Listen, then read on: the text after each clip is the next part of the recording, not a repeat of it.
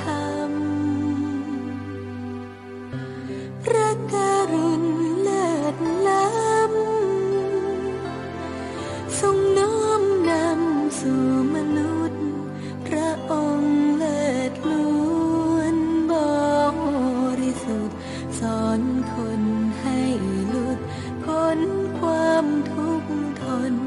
พระองค์เลิศล้วนบริสุทธิ์สอนคนให้หลุดพ้นความทุกข์ทน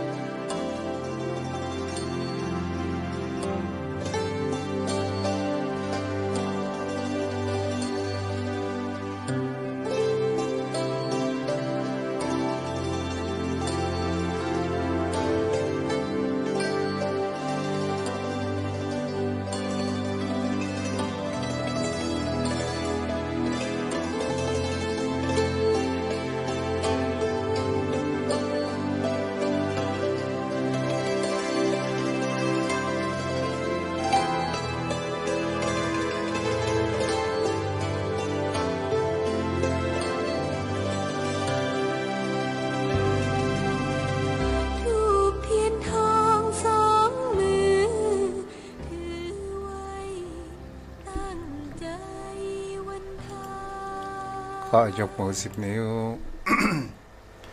กราบนอบน้อมวันตาน้อมระลึกถึงอย่างพระอรหันตสัมมาสัมพุทธเจ้าผู้แสวงหาซึ่งประโยชน์อันยิ่งใหญ่ขอนอบน้อมอย่างพระธรรมคำสอนในศาสนานี้ที่องค์สมเด็จพระสัมมาสัมพุทธเจ้าได้ตรัสแสดงไว้ดีแล้วขอนอบน้อมระลึกถึงอย่างพระสงฆ์สาวกหมู่ใหญ่ ผู้มีทิฏฐิอันหมดจดและงดงามโดยเสียงกล่าวของข้าพเจ้าและขอถวายความเคารพ นอบน้อมไหวสาไปยังครูบาอาจารย์พระเถรานุเถระพระภิกษุสงฆ์สามเณรพระสังฆาธิการสงฆ์สมณศักดิ์บัณฑิตนักปราชญ์ท่านผู้มีความรู้ทุกรูปทุกตนทุกองค์มาด้วยความเคารพและขอเจริญสุขสวัสดีไปยังพ่อออกไม่ออกศรัทธาอันมีโยมพ่อโยมแม่พ่อหมอนแม่หมอนพ่ออุ้ยแม่อุ้ยพี่ป้าน้าอาท่านผู้ฟัง ผู้มีบุญทุกท่านที่ติดตามรับฟังธรรมะยามแรงทางสถานีวิทยุเพื่อการศึกษาพระพุทธศาสนาและวัฒนธรรม 104.5 เมกะเฮิรตซ์โดยความเมตตาธรรมของท่านอาจารย์พระครูสมุวิศวัตรวรกิจโจเจ้าอาวาสวัดไฟเห็นผู้อำนวยการสถานีวิทยุแห่งนี้มาด้วยดีตลอดจนถึงขึ้นธรรมะสื่อข่าวชาวประชาที่ได้เก้าเร่งและส่งสัญญาณโดยความเอื้อเฟื้อของท่านอาจารย์พระครูอภิวัตรวัฒนวิกรมผู้อำนวยการสถานีวิทยุได้เป็นรับตำแหน่งหน้าที่เป็นรองเจ้าคณะอำเภอไดหล่อขอแสดงความมุทิตามาณโอกาสนี้โดย โยมพ่อโยมแม่ตอนแรกวันนี้ก็นึกว่าฟ้าฝนลมต่างในเมืองก็คงจะแน่นหนาก็รออย่างสัญญาณสถานีวิทยุก็เกือบลงไปจากอุติแล้วเนาะ วันนี้ได้ยินเสียงเพลงขึ้นมาอยู่ถือว่ามีบุญ ตะกี้กะหันตั้งลมมาแห่งพอสมควรบางที่บางแห่งก็มีลมมีฟ้ามีฝนกันโยมพ่อโยมแม่ท่านผู้ฟังบางที่ก็บ่มีก็ได้ฟังทางรายการวิทยุบางคนบางท่านก็กลัวลมพายุหมุนน่ากลัวที่สุดก็คือลมพายุหมุนลมแรงทาง แหมอุ้ยบัวบุญว่าถ้าลมแรงมาอยู่คนเดียวเสียก็ไปแยกยิ่งยังก็ไปเสาะหาคู่มาอยู่ตัวเองกันเนาะ เอาละโยมพ่อโยมแม่ท่านผู้ฟังเพื่อมาเฮือเสียเวลาเราก็เข้ามาสู่รายการในการสนทนาธรรมเพื่อให้เกิดปัญญาแตกฉานก่อให้เกิดแห่งความคิดหลายๆอย่างเกิดขึ้น สารปีจะเป็นอย่างไรก็บ่ฮู้เนาะ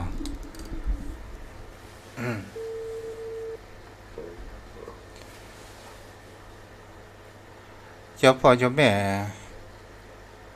ช่วงนี้ก็เป็นช่วงมรสุม แต่ไตรไพศาลเมตตาบารมีธรรมท่านพระคุณเจ้าด้วยความเคารพอย่างสูงยิ่งครับกับไพศาลค ฝ รั น บ อารมณ์นักก็ อ๋อลมบ่ปอนักฝนก็บ่ปอนัก แต่มันเย็นเนี่ยท่านเจ้ามันก็ตกอยู่เดี๋ยวนี้ก็ตก แต่ว่ามันบ่ซัดหาเนี่ยมันก็ก้อยตกไปลมหมอกใบไม้ปิววุ่นๆเนี่ยครับมองมองยังแควนกะถ้ามันมาบังเนี่ยโอ้ยุงใต้ยุงปุ่มท่านพระคุณเจ้า อย่างพ่อข่าวที่ลำพูนตะวันซืนนั่นเนาะ อ๋อนั่นวันซืนนั่นเสียงหายนักครับ ที่ จ้ะ เวียงยองตังหลับปูนท่านพระคุณเจ้า แม่นนะ อย่างนั้นก็บ่ค่อยได้ท่านพระคุณอย่างค้าปึ้ง ฮัลโหลอ้าวสัญญาณหายแล้วพ่อหนาน ครับท่านเจ้า สัญญาณหาย อ๋อได้ยินแล้วครับท่านคุณเจ้าได้ยินแล้วครับ เจ้าแม่อุ้ยบัวบนเพิ่นกลัวลมน่ะ อ๋อเพิ่นโอ้เพิ่นอยู่คนเดียวนะว่าเป็นหยังบ้านบุญกินบุญตามรักษาแม่อุ้ยเพราะเพิ่นเป็นคนธรรมะธรรมโมว่าเป็นหยังท่านพระคุณเจ้า บุญจึงรักษา คนห่มกินห่มตาลห่มธรรมะนี่นะมันจึงบ่ได้เป็นอันตรายหยังนะท่านพระคุณเจ้า เจ้าน อกจากมันจะง่อมอะอยู่คนเดียวเนี่ยค่ะเป็นฟ้าเป็นฝน เอาละพ่อหนาน ไว้จ่าครับ วันนี้เรามาสนทนาธรรมเกี่ยวกับหญ้าปักคอกนี่เนาะ ไว้จ่าเจ้า อันที่มันใกล้ๆตัวและเรา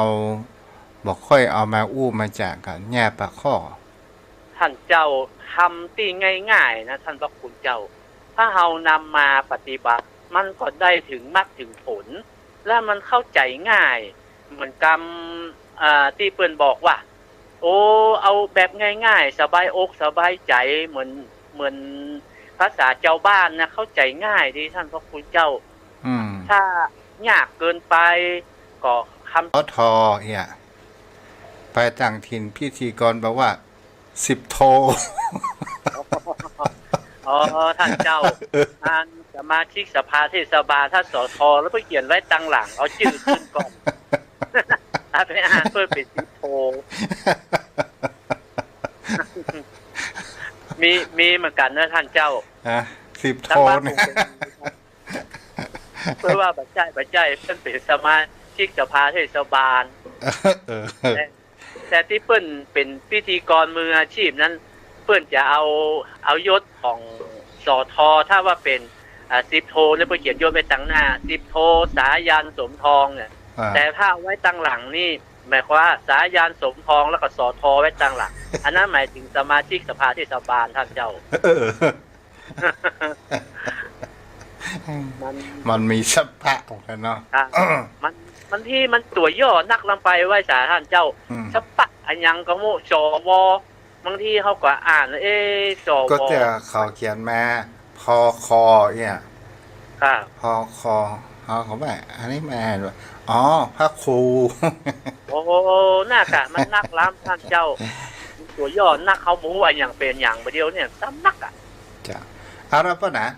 ไว้สาครับ โอ้ เมื่อทำ การ ท่านเจ้าน ำปลาเล็กปิกปอไว้จันนะเอาละโอ้ถึงว่าหญ้าปากคอกเนี่ย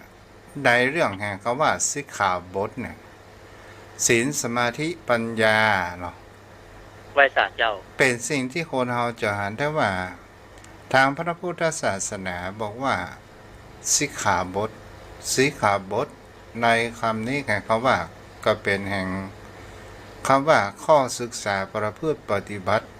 ถ้าเฮาอู้ไปแหมเป็นบทแห่งที่พระองค์นั้น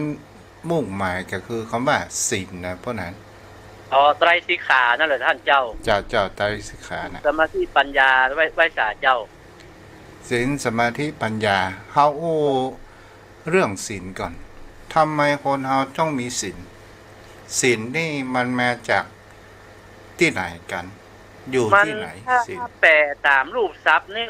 หมายถึงว่าปกติหรือว่าหมายถึงเย็นศิลาก็แปลว่าเย็นท่านเจ้ามันเป็นข้อพึงปฏิบัติขั้นพื้นฐานของมนุษย์ไว้สาเจ้าศีลท่านเจ้าเพราะว่าถ้าเรามีศีลเราก็อยู่ด้วยกันด้วยความร่มเย็นเป็นสุขเขาอยู่ด้วยความเป็นปกติถ้าเราบ่มีศีลเรามีข้อปฏิบัติเราก็อยู่ด้วยกันด้วยปกติคือบ่อยู่ด้วยกันด้วยความร่มเย็นผาสุขครับท่านพระคุณเจ้าถึงในอย่างเขาว่า ที่มีข้อในศีลแห่เขาว่าปานาติปาตาเวรมณีสิกขาปะทังสมาธิยามิเนี่ยหมายถึงเขาว่าเฮาควรศึกษาเฮาควรเว้นจากการเบียดเบียนในการฆ่าสัตว์เบียดเบียนสัตว์ต่างๆนานาเกิดขึ้นอันนี้ก็เป็นตัวข้อศึกษาให้ชัดว่าศีลที่แท้คืออะไรอย่างพระพุทธเจ้านั้นทรงสอนว่านี่นะความจริงสัตว์ทุกตัวสัตว์ทุกตัวทุกคนจะเป็นสัตว์เดรัจฉานมนุษย์ก็ตามล้วนแล้วแต่รักสุขเกลียดทุกข์ไปด้วยกันทั้งนั้นรักตัวกลัวตายเหมือนเดียวกันโมท่านพระคุณเจ้าแม้แต่สัตว์มันก็ฮักชีวิตของมันคนก็เช่นเดียวกันท่านพระคุณเจ้าแล้วเฮาก็ฮักชีวิตของเฮาสัตว์ก็ฮักชีวิตของมันและเฮาก็ควรที่จะไปเบียดเบียนซึ่งกันและกันเอาไปทำลายชีวิตของเปิ้นให้สิ้นไปมันก็เป็นการเบียดเบียนชีวิตของเปิ้นถ้าเปิ้นเบียดเบียนชีวิตเฮาก็ได้รับความทุกข์เหมือนกับสัตว์นะท่านพระคุณเจ้าแล้วเฮาลองมาถึงอย่างเขาว่าถ้าเฮาบ่ทำร้ายไผแต่ยังบ่เข้มแข็งยังมีความโลภมีความโกรธเข้ามาเปิดเฮาว่าคล้ายๆมาตางสัญญาตางพระสงฆ์องค์ข้าเจ้าหน่อยหนึ่งถ้าเฮาจะในตามความเข้าใจที่เฮาได้อ่านมาก็คือว่าแดน เปิดห้องว่าในสิ่งที่คนเฮาควรศึกษาและประพฤติปฏิบัติเนี่ยเพราะนั้นก็คือเปิดห้องว่าธรรมชาติธรรมดาของธรรมชาติชีวิตของหมู่เฮาทั้งหลายเนี่ยมันมีอยู่3ด้านในที่นี้ก็คือ1เฮามีความสัมพันธ์กับสิ่งแวดล้อมโดยการรับรู้ดูฟังแล้วก็เป็นสิ่งที่ผู้คนเฮาลองได้สังเกตต่อมาทีนี้กระลึกลงไปก็คือพฤติกรรมการสัมพันธ์กับโลกภายนอกครับแล้วเหนือจากนั้นก็คือมนุษย์จะต้องมีการสื่อสารมีพฤติกรรมสัมพันธ์กับโลกภายนอกและโลกภายนอกได้มากน้อยในที่นี้เพราะนั้นพูดถึงว่า คนเฮาเนี่ยจะต้องมีความสัมพันธ์สิ่งเหล่านี้การเกิดขึ้นถ้าเฮาไปแล้วในการที่เฮาว่าศีลเป็นข้อที่คนเฮานั้นควรจะมีและคนเฮานั้นมีศีลสมาธิปัญญาต่อเมื่อใดในการที่เฮาจะขอศีลจะขอสมาธิถ้าเฮาไปแล้วเนี่ยป้อหนานว่าอย่างก็ว่าป้อหนานเขามาไหว้พระรับศีล แท้ที่สิ่งเฮาบอกว่าศีลอยู่ที่ตัวเจ้าหรือว่าศีลอยู่ที่ตัวของเฮาอันที่จริงแล้วศีลเนี่ยมันเป็นข้อพึงปฏิบัติขั้นพื้นฐานของคนศีลเนี่ยมันอยู่กับคน แต่ว่าที่ไปขอหรือไปมาสมาทานจากท่านพระคุณเจ้านั้นเพื่อว่าทำจิตใจมีสมาธิมีความบริสุทธิ์นะท่านพระคุณเจ้าเพราะว่าอาจจะไปขอกับอย่างอื่นมันเป็นการตั้งปณิธานไว้แท้ที่จริงแล้วถ้าเฮาบอกขอเฮามีศีลอยู่แล้วเฮาก็ถือว่าเฮามีข้อปฏิบัติขั้นพื้นฐานที่จะทำให้เฮาอยู่ร่วมกับสังคมได้ท่านพระคุณเจ้าและถึงเป็นข้อระเบียบข้อบังคับขั้นพื้นฐานของมนุษย์ไว้สารท่านเจ้าศีลโอ้ถึงไปแล้วเนี่ยเฮารับศีลเป็นวิธีหรือว่าเฮารับศีลในการประพฤติปฏิบัติกันคือศีลนี้ท่านพระคุณเจ้าเฮารับเพื่อว่าจะนำมาประพฤติปฏิบัติเป็นหลักแต่ว่าในด้านพิธีกรรมพิธีการเนี่ยบางทีมันรับศีลเพื่อให้เป็นขั้นตอนของพิธีการแต่ว่าแท้จริงแล้วเฮาจะต้องมีตลอดจะต้องอยู่เป็นมีประจำกับตัวของเฮาโดยตลอดถ้าเฮาบัดสมาทานก็ได้เฮาจะต้องมีอยู่ในใจของเฮาอยู่แล้วที่เฮาสมาทานก่อนไปถึงว่าเฮาตั้งปณิธานตั้งใจว่าเฮาจะประพฤติเป็นข้อที่เฮาขอสมาทานจากท่านพระคุณเจ้าไว้สาครับเจ้าแล้วเพราะนั้นรู้หรือไม่ว่าคนส่วนใหญ่เป็นคนรู้จักความหมายของศีลปานาติปาตาเวรมณีสิกขาปะทังสมาธิยามิอาทินาทานาเวรมณีสิกขาปะทังสมาธิยามิตลอดจนถึงไปข้อถึงสุราแต่บางคนบางท่านทราบว่าโอ้เฮาบ่กินปันแน่เฮากินปันหลงเนี่ยอันนั้นที่คือพูดท่านพระคุณเจ้าคือพูดถึงว่าหูนี่นะครับคนส่วนใหญ่หูความหมายของศีลแต่ว่าการปฏิบัตินั้นอาจจะมีน้อยกว่าคนหูครับแต่ถ้าคนที่ปฏิบัตินั้นนะอาจจะมีบ่นักเท่าใดแต่ว่าเรื่องของความหมายนั้นนะครับก้าวกับผมคิดว่าคนส่วนใหญ่รู้ความหมายของคำว่าศีลห้ามีความหมายเป็นเช่นใดท่านพระคุณเจ้าแต่ที่พูดไปว่าทำความเห็นหรือผิดเพี้ยนศีลพัตตปรามาสหรือเป็นมิจฉาทิฏฐินั้นคงจะมีไปน้อยท่านพระคุณเจ้าแต่ส่วนใหญ่แล้วรู้แต่บ่นำมาปฏิบัติก้าวกับผมคิดเป็นเช่นนั้นท่านพระคุณเจ้าในที่นี้เราจะอ่านว่าศีลสมาธิปัญญาเป็นตัวที่เราจะต้องนำมาพัฒนาฝึกฝนให้ชีวิตของเราให้เกิดแห่งความคุณธรรมหรือก่อให้เกิดแห่งความสงบศีลสมาธิปัญญามันบ่ได้อยู่ที่ตนตัวของทุกเจ้าบ่ได้อยู่ที่วัตถุสิ่งของแต่มันอยู่ที่ตนตัวของเราว่าเราจะนำปฏิบัติหรือไม่นั่นก็คือคำว่าอินทรีย์สังวรนะวันนั้นเนาะครับท่านพระคุณเจ้าคือที่เรามีศีลมีสมาธิ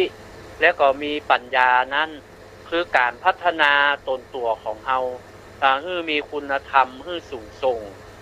แล้วก็จะทำให้สังคมอยู่ด้วยความร่มเย็นเป็นสุขเป็นการพัฒนาจิตใจของเราครับไว้สาท่านพระคุณเจ้า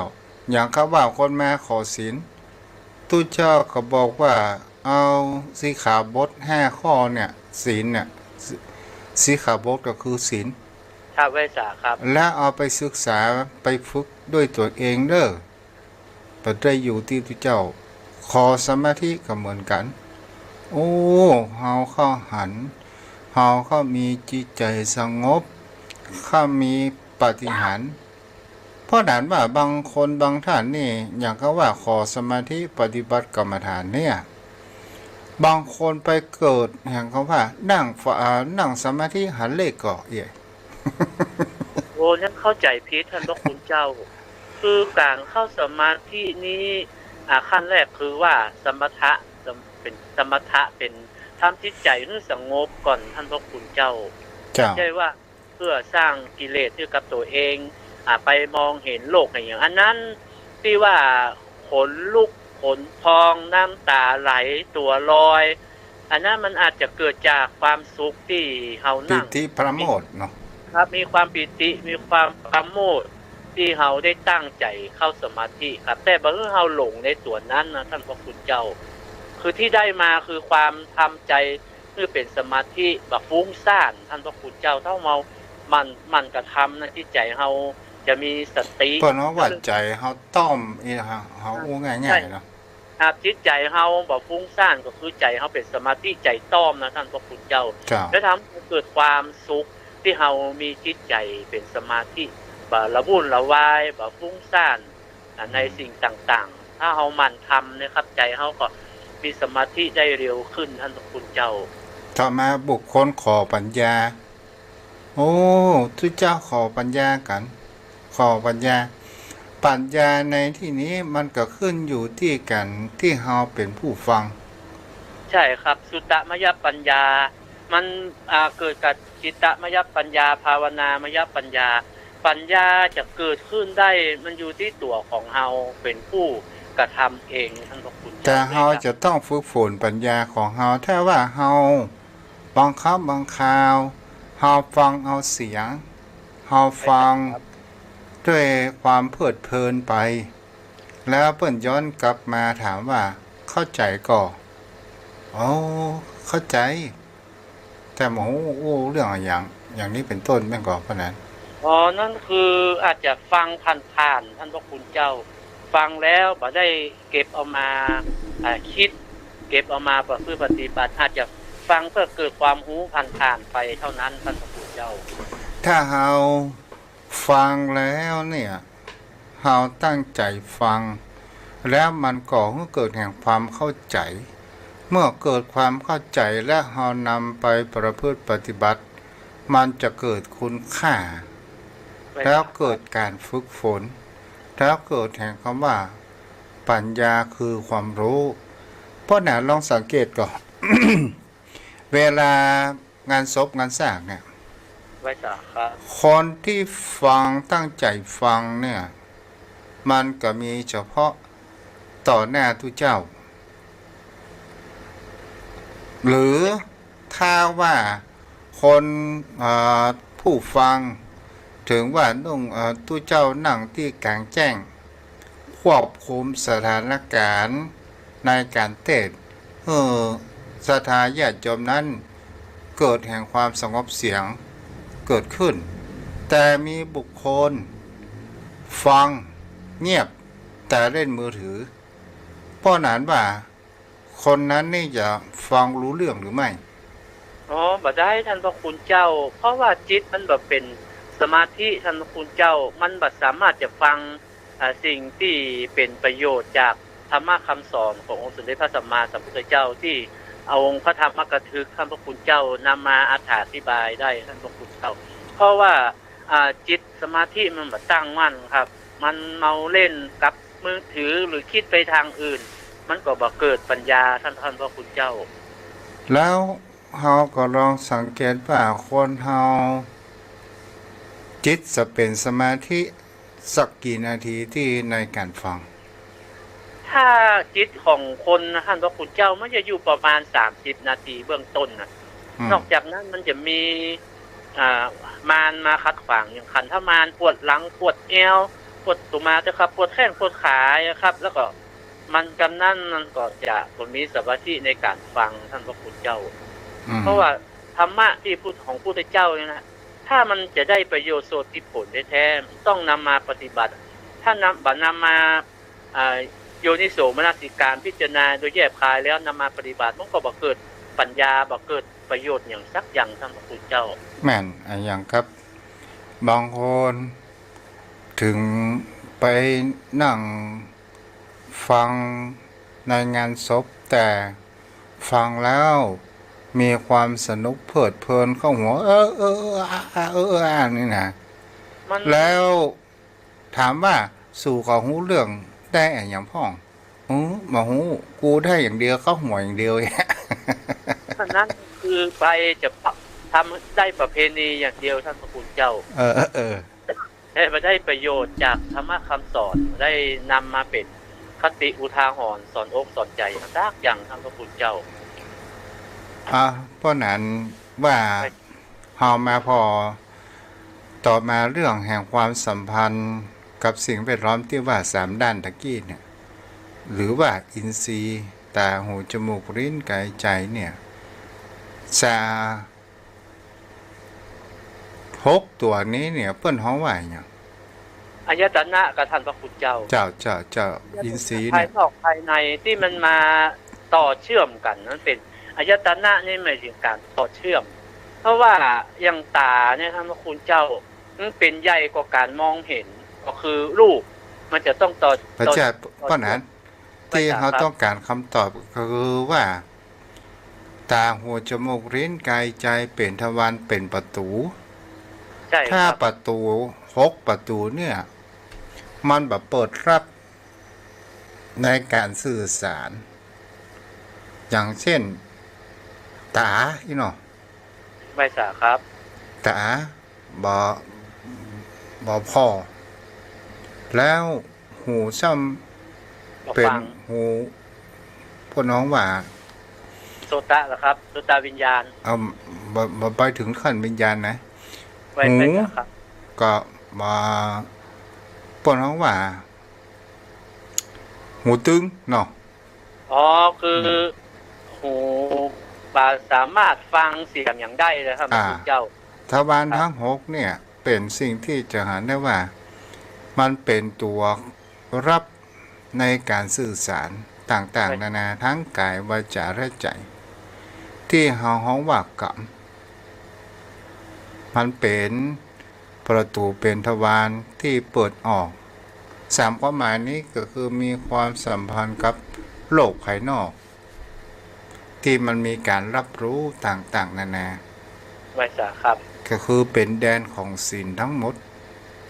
มีความสัมพันธ์กับสิ่งแวดล้อม เพราะนั้นว่าก็คือการสำรวมน่ะอินทรีย์สังวรน่ะเนาะ ครับ คือเป็นประตูที่รับรู้นะท่านพระคุณเจ้า เจ้า ถ้า รู้ เฮา แล้ว ถ้าเฮาบ่สำรวมตาบ่สำรวมหูบ่สำรวมจมูกลิ้นกายใจอย่างใดอย่างหนึ่งสมมุติว่าตาเฮาหันอีเนาะ ไม่ทราบครับ โอ้ตาเฮาหันเปิ้นจะเนี่ยอะอย่ามาหูแต่หูบ่ได้ยิน แต่ลิ้นเฮาเนี่ยก็มันไปอู้ไปจ่าเนาะ มันก็มาทำให้เกิดประโยชน์ส่วนที่ผลนั้นใดได้ท่านพระคุณ เจ้า เจ้า แน่แต่ถ้าว่าตาเฮาหันแล้วเฮาหูเฮาได้ยิน แล้วเฮามีเกิดแห่งความสำรวม ใจของเฮาก็บ่ปรุงแต่งไปในทางที่บ่ดีเนาะ ครับคือความตั้งใจนะท่านพระคุณเจ้า เจ้า ถ้าจิตใจเรามีความตั้งใจฟังในเรื่องนั้นๆ มันจะเป็นประโยชน์นำมาในการพิจารณาโดยแยบคายแล้วก็จะทำให้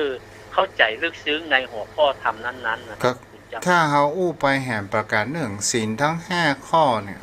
หรือว่ามากกว่านั้นเนี่ย ไม่ทราบ ตาหูจมูกลิ้นกายใจเนี่ยเป็นตัวที่สำคัญอย่างคำว่ากายเฮาบ่ได้ไปเบียดเบียนสัตว์ที่เกิดมาร่วมโลกเดียวกัน ไม่ทราบครับ เพราะว่าสัตว์ทั้งหลายก็รักชีวิตของภัยของมัน ไม่ทราบ ต่อมาเฮาจะหันได้ว่า กายของเฮาข้อที่2ก็คือเฮาบ่ไปลักขโมยของไผเนาะ ไม่ทราบครับ 3ก็คือเฮาบ่ไปเบียดเบียนเล่นจู้สู่เมียคนอื่น4ก็คือตั้งลิ้นเฮาสำรวมลิ้นหรือว่าปากของเฮาเนี่ยเฮาบ่อู้หลอกลวงอะอย่างไผแต่ทุกสิ่งทุกอย่างนี้จะหาได้ว่า ข้อที่สำคัญมากที่สุดก็คือข้อที่ห้าข้อที่ห้านี้มันจะทำให้สตินั้นขาดฟีลขาดแล้วมันก็จะเกิดแห่งความว่ามันมีสติมันมีการสำรวมมันมีการสังวรเกิดขึ้นเนาะไม่สาครับคือถ้าขาดสติแล้วศีลข้อ4ข้อ3ข้อ2ข้อ1ก็จะทำให้ด่างพร้อยหรือผิดศีลได้ด้วยการขาดสติในข้อที่5นะท่านพระคุณเจ้าเพราะว่าการประกอบในศีลนี่มันสุจริต3กายะมันกายะสุจริตมโนสุจริตวจีสุจริตมีพร้อมทุกอย่างในศีล5แต่ว่าศีลข้อที่5นี้มันเกี่ยวเนื่องกับสติสัพพัญญะคือความที่มีสติแล้วก็จะเกิดความประมาทถ้าประมาทเมื่อใดแล้วศีลข้อ4 3 2 1ก็ด่างพร้อยไปหรือว่าขาดได้นะท่านพระคุณเจ้าถึงไปแล้วเนี่ย สังคมของคนเฮาถ้าเฮาเป็นคนที่บ่มีแห่งคำว่าสังวรหรือว่าความสำรวมสิ่งที่มันจะเห็นได้ว่ามันจะทำให้สังคมนั้นมีแต่ความวุ่นวายเดือดร้อนต่างๆนานาเกิดขึ้นแต่ถ้าว่าเฮานำข้อศีลเอาไปประพฤติปฏิบัติและไปพัฒนาจะเห็นว่ามันส่งไปถึงแห่งคำว่าจิตใจเจตจำนงที่มีความตั้งใจของคนเฮานั้นแล้วมันเป็นแรงจูงใจและเป็นคุณสมบัติที่จิตใจของเฮาฝักใฝ่ในทางด้านที่ดีแต่ถ้าว่าเฮาบ่รักษาศีลจะทำให้สิ่งที่เฮากระทำนั้นมันส่งไปถึงจิตใจในฝ่ายทางที่บดีและก็จะทำให้ความหายนะเกิดขึ้นอย่างเช่นสิ่งที่บดีทางด้านบดีก็คือความโกรธความเชื่อและปรุงแต่งในสิ่งที่มันบ่ถูกบ่ต้องต่างๆนานา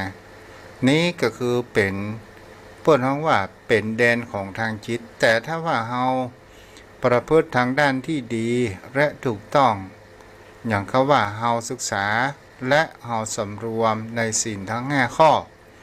มันจะส่งไปถึงจิตใจของเฮานั้นในทางด้านที่ดีและมีความสงบสุขในตัวของเฮาเองและสังคมเนาะไม่ใช่ครับอย่างสิ่งข้อที่5นี้เพิ่นก็วางโทษมันไว้ครับท่านพระคุณเจ้า1ไม่รู้จักละอาย2ทำให้เกิดโรคแล้วก็3บั่นทอนสติปัญญาและเป็นที่ไม่เคารพนับถือของสังคมเพราะการละเมิดศีลข้อที่5นี้เฮาเข้าใจ พระพุทธองค์นี้ชี้แนวทางบอกทางให้เฮาฮู้แต่จะทำหรือประทำก็ขึ้นอยู่เป็นของภัยของมันนั่นเองแต่ถ้าว่าทาง ถ้าเป็นศาสนาอื่นนี่เป็นข้อแห่งการที่ว่าห้ามเลยนะว่านั้นนั่นเป็นการบังคับเลยท่านพระคุณเจ้าแต่ว่าถึงศีลหรือว่าข้อพึงปฏิบัติข้อพึงสำรวมระวังข้อรักษาหรือว่าข้อควรประพฤติของทางพุทธศาสนาของเฮานี่มันมีที่ใจที่จะนำมาประพฤติปฏิบัติแต่ว่ามีภัยบังคับครับแต่ว่าพอคำสอนของพระพุทธองค์เหมือนกับว่าเป็นประชาธิปไตยเนาะใช่ครับคือเป็นผู้ชี้แนวทางแนะแนวทางจะปฏิบัติหรือไม่ปฏิบัติก็บ่มีใครบังคับแล้วก็อยู่ที่ตัวของเฮาเท่านั้นเองนะครับท่านคุณเจ้าถ้าขายประพฤติปฏิบัติจะได้ประโยชน์จากมันถ้าขายล่วงละเมิดก็จะได้ผลที่อันบดีเกิดขึ้นครับอย่างกับกฎหมายบ้านเมืองนะพ่อหนาเนาะ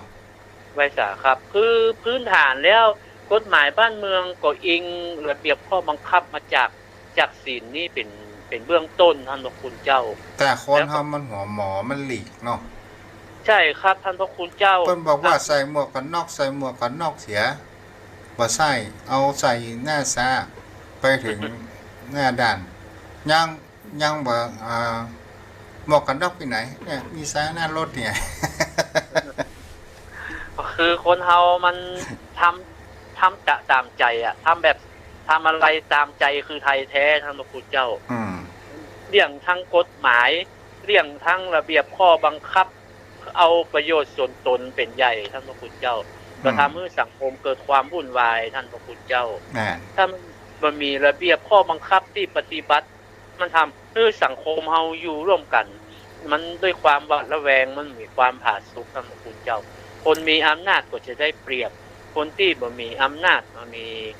เครื่องมือมันมีหน้าที่ในการตรวจสอบดูแลก็จะเสียเปรียบครับท่านพระคุณเจ้าแต่มันกับมีสิ่งแห่งเขาว่าถึงว่าเขามามีความยุติธรรมในสังคมแต่ถ้าว่าเราจะหันได้ว่ากฎที่มีความเที่ยงแท้ก็คือกฎแห่งกรรมหรือว่ากฎแห่งการกระทำเอาขนาดเนาะครับเป็นเช่นนั้นครับคือทำดีย่อมได้ดีความทำชั่วย่อมได้ชั่วครับคือการทำความชั่วถึงแม้ว่าผลของความชั่วยังไม่มาถึงก็จะบรรลุโทษของความชั่วตราบใดที่ความชั่วเข้ามาถึงย่อมรู้โทษของสิ่งที่ได้กระทำท่านพระคุณเจ้าเพราะว่าการทำดีกับทำชั่วมันมีคุณค่าอยู่ในตัวของมันแต่ว่ามันอาจจะบรรลุผลทันตาหรือทันใดทันทีแต่ว่ามันก็ไม่สามารถจะหลีกเลี่ยงหรือว่าพ้นได้ตราบใดที่ยังไม่ได้บรรลุเป็นพระอรหันต์นะครับท่านพระคุณเจ้ากรรมเศษของกรรมนี่มันก็ต้องได้รับอยู่แล้วแต่ว่าถ้าได้สำเร็จเป็นพระอรหันต์กรรมมันไล่ตามบัดทันเพราะว่าได้บรรลุก่อนนะท่านพระคุณเจ้าตัวที่มันจะบันทึกในการกระทำของเราก็คือตัวจิตไร้สำนึกเนี่ยใช่ท่านพระคุณเจ้าแต่ว่าบางทีมันเฮาบ่สามารถจำได้ท่านพระคุณเจ้าในเศษของกรรมที่เฮากระทำไว้อันนี้ถึงไปแล้วพะนั้นครับคำว่าสิ่งที่จิตใจของขอว่าจิตที่มันมักหมมไปด้วยตัณหากิเลสมักหมมไปด้วยเรื่องปัญหาต่างๆนานานี่นะถ้าเราอยู่สุขสบายเนี่ยมันไม่มีอะไรอย่างที่จะพุทธเกิดขึ้นถ้าว่าเฮาบ่ได้ชำระเฮาบ่ได้เอาพระธรรมคำสอนของพระพุทธองค์มาชำระจิตใจของเฮานี่นะตอนเวลาเมื่อเฮาบ่สบายมันจะมีอาการหนึ่งนั่นก็คืออาการนอนบ่หลับแล้วเหตุการณ์ต่างๆนานามันจะปิกเอาขึ้นมาก่อให้เฮาใหม่หมดนี่ก็คือตัวจิตและสำนึกเพราะนั้นที่มันบันทึกไว้ในจิตท่านพระคุณเจ้ามันอาจจะเป็นเรื่องในอดีตที่ว่ามันยังบ่ส่งผลเชื่อแต่ว่าตราบใดที่มันส่งผลแล้วจิตตัวนี้มันก็จะนึกได้ท่านพระคุณเจ้ามันจะก่อกลับมาให้เฮามันเหมือนก็เขาว่าเอาย้ำคิดย้ำทำกูบันล่างอันนี้กะอันนั้นกะคิดเรื่องอันนี้จบเอาเรื่องอันนั้นมาคิดเรื่องอันนั้นจบเอาเรื่องนั้นมาคิดกว่าจะได้งีบไก่พอขันเนี่ยช่วงนั้นจิตมันฟุ้งซ่านจิตบ่มีสมาธินะท่านแต่ที่พระองค์บอกว่าชำระจิตด้วยพระธรรมก็คือข้อประพฤติปฏิบัติเนี่ยในการที่จะเป็น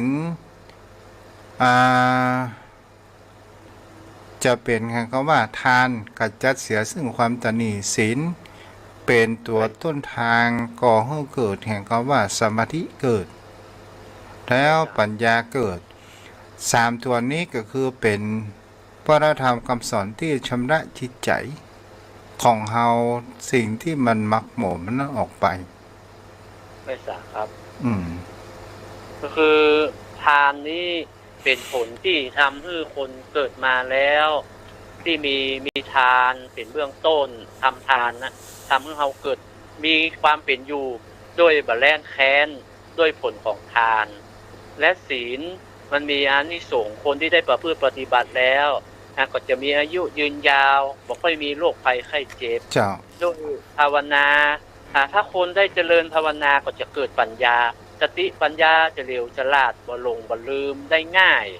ด้วยอานิสงส์จะเปิ้นเฮาว่าบาพีพามจะบ่อู้ไปด้วยอารมณ์เนาะไว้สาครับคือมีสติเนาะท่านพระคุณเจ้าเพราะตัวภาวนามยปัญญานี่คือทำให้มือนี่เป็นด้วยความเจริญในชีวิตถ้าเรามี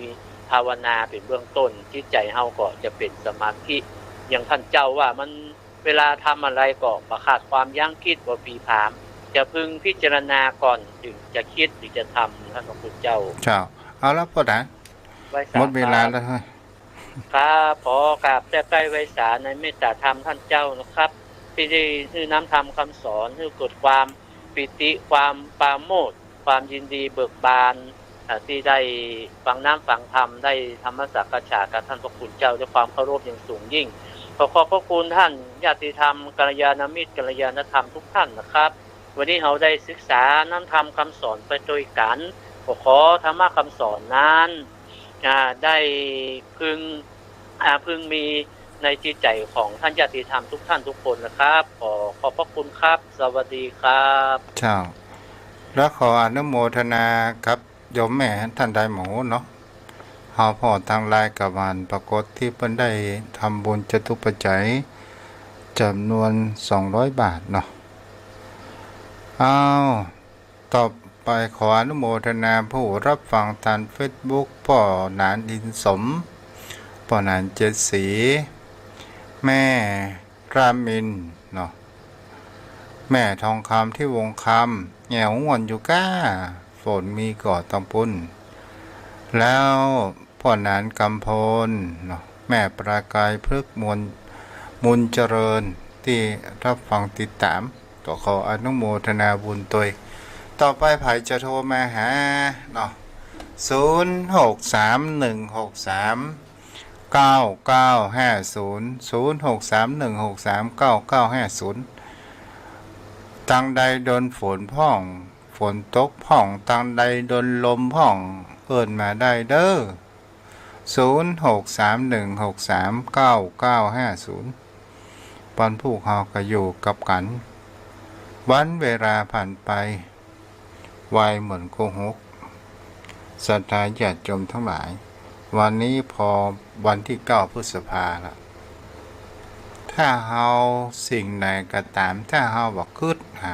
มันก็พอเป็นเว้ยขนาดเจริญพร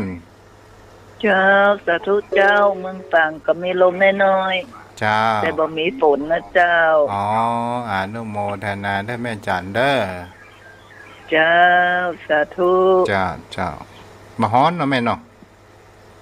เจ้ามาเดี๋ยวนี้มาฮ้อนละเย็นลมโซเจ้าพ่อหนานอินสมบัติหนาวลมห่มผ้าเด้อว่ะเจ้าพ่อหนานห่มเด้อเนาะ0631639950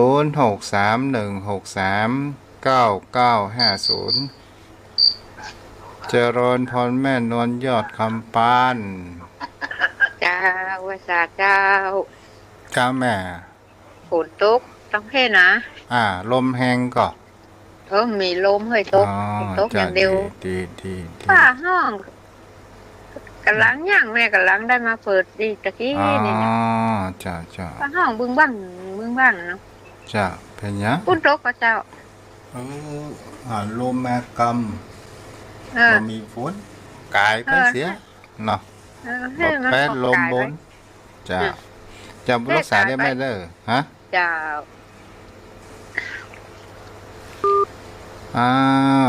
หลวงพ่อกฤษเนาะใครจะโทรมาได้เด้อ0631639950 เจริญพรรีบกลับรีบโกยรีบถอรีบพายตลาดสวายสายบัวจะเน่านมัสการเจ้าท่านพระครูเจ้าอยู่ที่ไหนนี่แม่อยู่หลังการแม่สาวเจ้าแม่จันโสมณีจักอยู่หลังการแม่จันโสแม่อายเจ้าแม่อายเนาะฟังชัดเจนดีเนาะ เจ้า จ้า เจ้าฝน อืม ฝนมาปักเป๊กลวดไปจังหายพุ่นหายแซ่บ เป็นยัง เป็นกำลังใจนะเจ้าท่านเจ้า จ้าบุญรักษาเด้อแม่แม่จันสม แม่อายเนาะรับฟังอยู่0631639950แม่สีมุนแก้วเมืองฝางรับฟัง0631639950แม่อุ้ย ไม่โอ้ยบุญหันมืดประจังบ้านตู้เจ้าบ่ะ เออ เดี๋ยวว่าฝนตกบ่ตกกะ บัดโตกลมก็บ่มีตังป่านลานเปิ้นมีก้าเปิ้นกลัวลมกลัวฝนเนี่ยซอกกู้มาสกาซอกกู้มาเสีย นี่ก็ลมมีฝนปักแป๊กปักแป๊กน้อยเดียวอากาศประเดี๋ยวนี้เปล่งไปแล้ว ไม่หันมันมืดตั้งตะเกียงโอ้เดี๋ยวอย่า สิ่ง ถาม ที่ ท่านพ่อ เฮา โก หัน และเฮาคิดไปก่อนล่วงหน้าบางครั้งมันก็เกิดบางครั้งมันก็บ่เกิดเนาะ แม่หันมันดำทั้งปุ้นทั้งตกนี่นะ อืม โอ้ก็เดี๋ยวอย่าถามท่านพระโคก่อนหน่อยเนาะ อืม เป็นมีสกับ เจ้าก็ฝนลมแม่มาเอาเนอะใครหัวว่าพอมันลมแต่ลมว่านะโอ้เดี๋ยวนี้มีละ โอ้หันเปิ้นตกอกตกใจแม่กลัวเดี๋ยวเฮาว่าซอกหานกู้ไม่อยู่เชื่อกล้าอีเนาะ ก่อนพระอาจารย์นั้นธรรมศิริวัตะกี้ลำปางโตะถล่ม2 เตื้อละเอียดเพิ่นว่า จ้ะ โอ้ดีกับบ้านเฮามาคันมีวันนั้นแม่ไปโรงพยาบาลทรายได้ถึงฝนถึงลมอ่ะ อืมจ้ะ ดีละ จ้ะ ให้กำลังใจอยู่เนอะ บุญรักษาบุญรักษาเด้อ เจ้าสาธุเจ้า 0631639950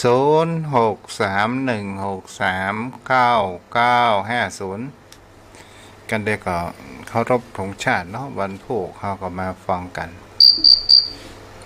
หลวงพ่อกิจไหว้สาครับหลวงพ่อ รัชการครับอาจารย์มหา จ้า ฟังได้บริวารการสุดท้ายพอดีเด้อ จ้า ไม่ได้ฟังสายนะอาจารย์สายญาติหลายวันแล้ว จ้า ได้ห่างๆหน่อยเมื่อกี้นี้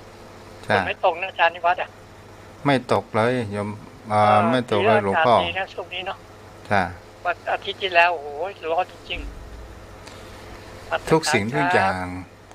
ตกอยู่ในกฎของพระไตรลักษณ์บางวันก็ร้อน บางวันก็ไม่ร้อน บางวันก็มีลมมากเนาะมันเป็นเรื่องธรรมชาติบนโลกใบนี้0631639950ขอสายสุดท้าย0631639950 0631639950ถ้ามามีภัยก็จบไปเพียงเท่านี้เด้ออายุวันโนสุขังพระลา ใจวันทาน้อม